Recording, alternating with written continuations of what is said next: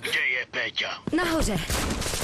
Pokud byste takovou příšeru do dětského pokojíčku nepustili, nepouštějte ji ani v televizi. Děti do 3 let totiž nedělají rozdíl mezi realitou a tím, co v televizi vidí. Je to prostě jiný okno do reality, to znamená, když ta scéna je nevhodná, tak v realitě, tak i skrz televizi bude ta scéna nevhodná pro dítě. A co hůř, každé malé dítě se snaží hned napodobovat všechno, co vidí. Koukáte se na 2letého Jiříčka z Městce Králové. On se pro změnu dívá na rockový koncert a má dojem, že je mezi fanoušky.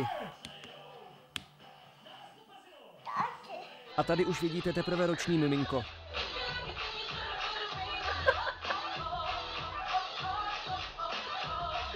Vědci z New Yorkské státní univerzity pozorovali 10 let víc než 3000 rodin a jejich domněnka se potvrdila. Když se malé děti do 3 let často dívali na televizi, byly pak agresivní. Já myslím, že je to naprosto pochopitelné, protože těch agresivních scén je v televizi velice hodně. Agresivnější chování vědci pozorovali dokonce i u dětí, které nesledovaly televizi přímo, ale měly ji jen jako kulisu. Díváte se s Alexem často na televizi?